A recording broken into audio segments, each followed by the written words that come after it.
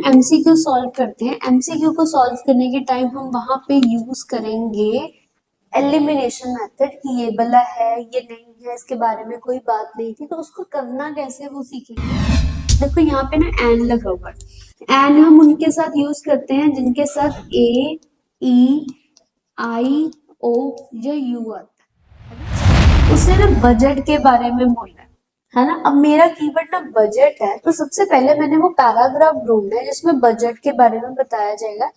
एक ही पैराग्राफ होता है जिसमें मेरे को बजट के बारे में मिलता है।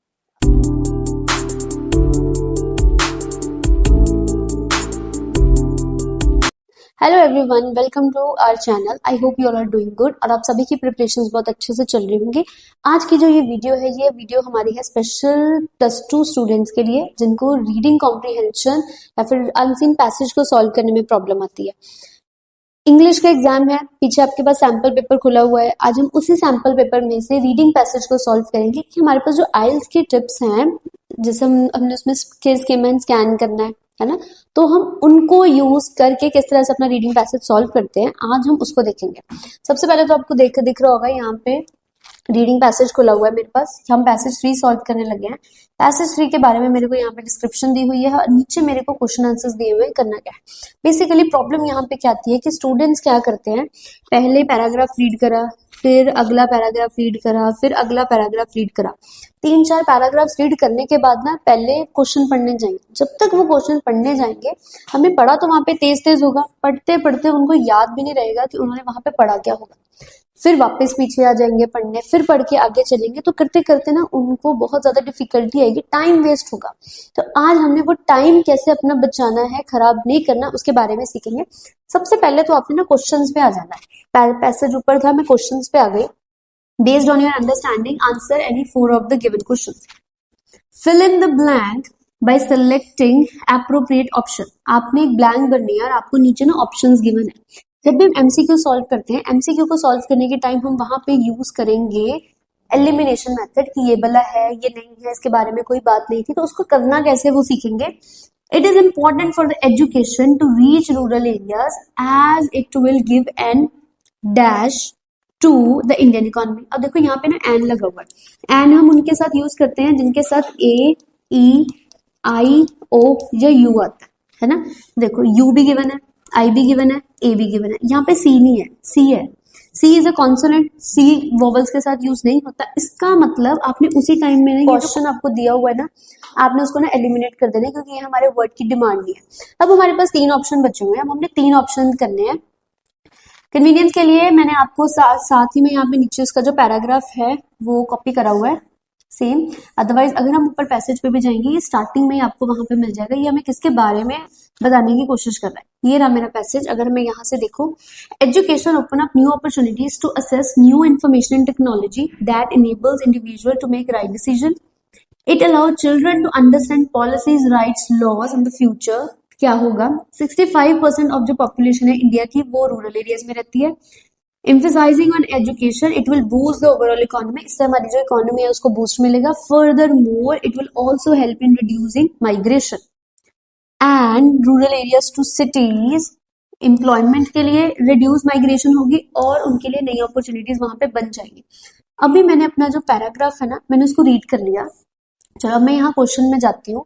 अब मैंने यहाँ पे ब्लैंक भरना है, वो मेरे को इनमें से किसके बारे में बताना है। अब अपॉर्चुनिटी, एजुकेशन की इंपॉर्टेंस बताइए to reach rural areas, it will give and dash. उनको क्या देगा टू देयर इंडियन इकोनॉमी, है ना।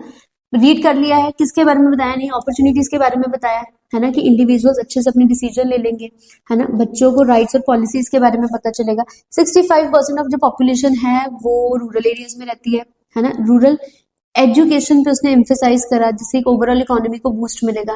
फर्दर मोर वो बोलता है कि आपको माइग्रेशन जो हो रही है वो कम करने में हेल्प मिलेगी। अब हमने एलिमिनेट करना। जब हमने वोवल वाला पॉइंट देखा तो ये क्वेश्चन तो मैंने हटा दिया। अब अंडरस्टैंडिंग का मतलब होता है हमें वो चीज समझ आई। अब चेक करो, आपको जरा कोई अंडरस्टैंडिंग में के बारे में बात है, it will give an understanding. कोई उसने अंडरस्टैंडिंग के बारे में अभी तक ऐसा कुछ बात नहीं की। एलिविएशन का मतलब होता है किस चीज को कम करना, given an elevation to the economy, economy को वो क्या दे रहा है, लेकिन उसने यहाँ पे आपको क्या बोला है, it will boost the economy. Boost का मतलब होता है किसी चीज को इंक्रीज करना, ये उसका ऑपोजिट बता रहा है, वो तो कॉन्ट्रोडिक्शन गिवन। इसका मतलब सी तो नहीं आना, सी के साथ साथ मेरे को यहाँ पे डी भी नहीं आएगा। अब अंडरस्टैंडिंग, अब उसने इकोनॉमी की अंडरस्टैंडिंग के बारे में बात करी है यहाँ पे, नो वो तो इकोनॉमी को बूस्ट करने के बारे में बता रहा है। अंडरस्टैंडिंग है नहीं। इम्पिटस, इम्पिटस का मतलब होता है किसी चीज को प्रेरणा देना, किसी चीज को ग्रोथ देने की बात करना। तो यहाँ पे ABCD में से मेरा बी ऑप्शन जो है वो वहां पे मैच हो रहा है, तो ये जो बी वर्ड है ये मेरा यहाँ पे आ जाएगा। आई होप आपको क्लियर हो गया होगा हमने इसको कैसे करा। आपने भी ध्यान रखना है, कम से कम पढ़ने की कोशिश करना है। फिर उसके बाद नेक्स्ट क्वेश्चन में देखो उसने आपको दिया हुआ है, with an education the rural population can apply new knowledge and implement better technology and practices into their business. Considering this statement, ये आपको एक स्टेटमेंट दी हुई है यहाँ पे, इस स्टेटमेंट को कंसिडर करते हुए अकॉर्डिंग टू द चार्ट, ये आपको चार्ट दिया हुआ है, in which year from 2003 to 2014 who is native of a village, एक पर्सन का नाम दिया हुआ है जो वो कहते हैं कि विलेज का रहने वाला है, would face maximum challenge in digitalising his startup. एक पर्सन के बारे में बताया हुआ है और ये आपको नीचे टेबल बताया हुआ है। वो कहते हैं कि इस साल टेबल के अकॉर्डिंग किस साल में ये जो पर्सन वहां का रहने वाला है उसको सबसे ज्यादा प्रॉब्लम आएगी, मैक्सिमम चैलेंज फेस करेगा इन डिजिटलाइजिंग हिज स्टार्टअप। अब देखो प्रॉब्लम क्या है, आपको जो ग्राफ टेबल है वो इस साल दिए हुए हैं और यहाँ पे ना रूरल लिटरेसी बता रहा है। लिटरेसी का वर्ड होता है लोग कितने पढ़े लिखे हैं। हम जितने ज्यादा लोग पढ़े लिखे होंगे हमें उतनी ही ज्यादा ईज होगी, हमें उतने ही ज्यादा बेनिफिट्स मिलेंगे, है ना, सारे ही समझदार होंगे तो सोसाइटी अच्छे अच्छे चलती जाएगी। अब 2003 में 60% पॉपुलेशन लिटरेसी रेट है, 2004 है ना 6, फिर 7 का दिया हुआ है, फिर 11। अगर आप ट्रेंड देखो कि सबसे पहले 60 था, 60 के बाद ये बढ़ गया, फिर इंक्रीज हो रहा है। जैसे जैसे लिटरेसी रेट इंक्रीज होता जाएगा वैसे वैसे ही हमारी जो प्रॉब्लम्स होती है वो कम होती जाएंगी।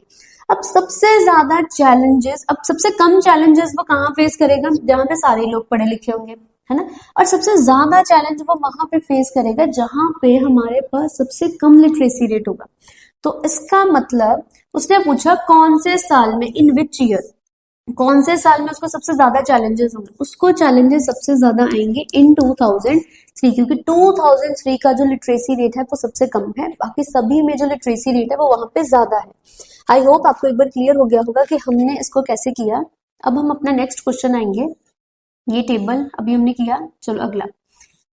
The above chart 2 shows the data of schools and in rural parts of India. As per this, not less than dash percentage of total schools are located in India.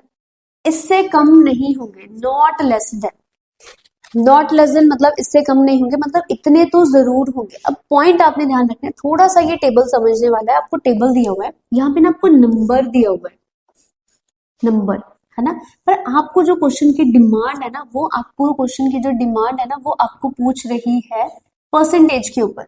तो इसका मतलब यहाँ पे जो डाटा होगा आपको उसको थोड़ा सा चेंज करना पड़ेगा, हमें कैलकुलेट करना पड़ेगा। उसने बोला कि data of schools in rural parts as per this not less than dash percentage of total school, मतलब इससे कम नहीं होंगे। तो सबसे पहले आप देखो आपको कम नंबर कहाँ पे दिए हुए हैं, सबसे कम नंबर आपको कहाँ पे है 1.26, और ये आपको उसको टोटल दिया हुआ है। हमारे पास मैथ्स का रूल क्या होता है, आपको जितना दिया होगा आप उसको डिवाइड कर दो उसके टोटल के साथ, जब आप उसको 100 के साथ मल्टीप्लाई करोगे तो आपके पास जो आपका आंसर है वो आपका परसेंटेज में आएगा। जब आप इसको अपना सॉल्व कर लोगे आपके पास जो आपका आंसर होगा वो आपको यहाँ पे मिल जाएगा, इसको सॉल्व करने से 83%, मतलब not less than 83% of total schools are located, इससे कम नहीं होंगे। ये हमने ढूंढा कैसे, जो मेरे को सबसे कम दिया हुआ था ये नंबर था, बस वो नंबर की हेल्प से मैंने परसेंटेज बनाया।